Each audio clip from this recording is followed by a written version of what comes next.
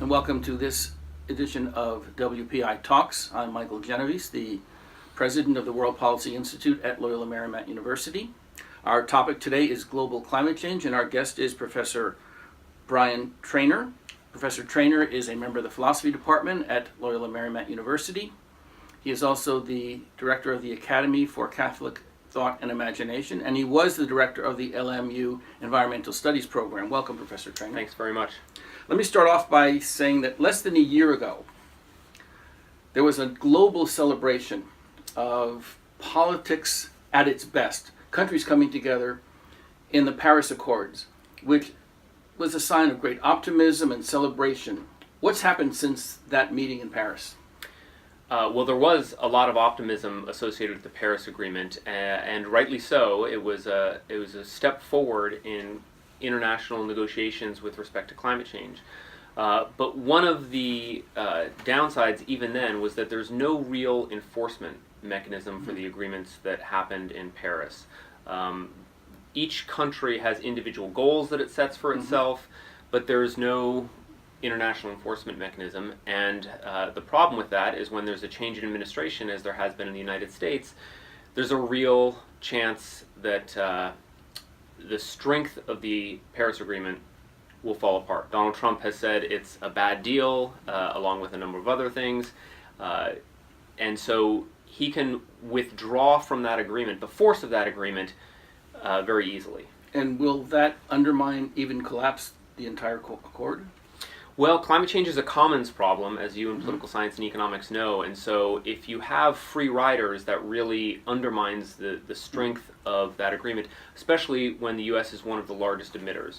I will say that the other folks in the climate agreement have so far said they're going to press forward with it anyway, and hope that they can bring the United States along in some fashion. Your academic training is in philosophy. What's a philosopher doing studying climate change?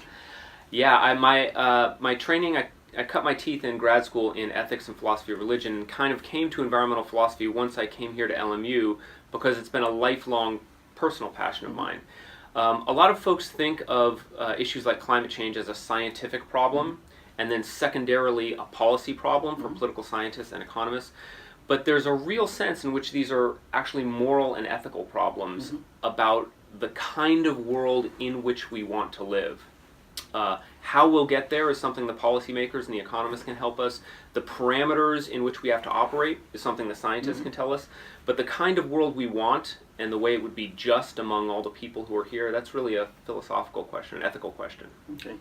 You currently direct the Center for, or Academy of Catholic Thought and Imagination. That's right. And what does the Catholic Church have to say about issues like global climate change? I know that the Laudato Si was issued by the Catholic Church. What's the Catholic Church's position right now? So right now, Pope Francis has really made an emphasis on environmental crisis in general, and his entree into that issue, his way of approaching it, is really similar to the philosophical approach I just mentioned, where he's concerned with environmental justice, and one might say environmental racism as well, insofar as climate change. To take just one example, Laudato Si is about much more than climate change, but climate change is a phenomenon where the people who contribute to it most, you and I and people in the global north, suffer from it last and least. And the people who contribute to it least, the people in the global south, suffer from it first and worst. And so this is an issue of justice, and the Catholic Church, with this strong idea of a preferential option for the poor, care for the widow, orphan, and the stranger, sees this as a moral issue for the way it affects impoverished people in the world. Overall, I'm much of an optimist, but I have to confess that on the environment, I really am a pessimist. As the last question, can you give us reason to be optimistic? Are you optimistic about the future of the environment? I am not by nature optimistic, and I'm not optimistic about the environment and climate change. I force myself to generate some optimism because I'm also a parent and I've got children here.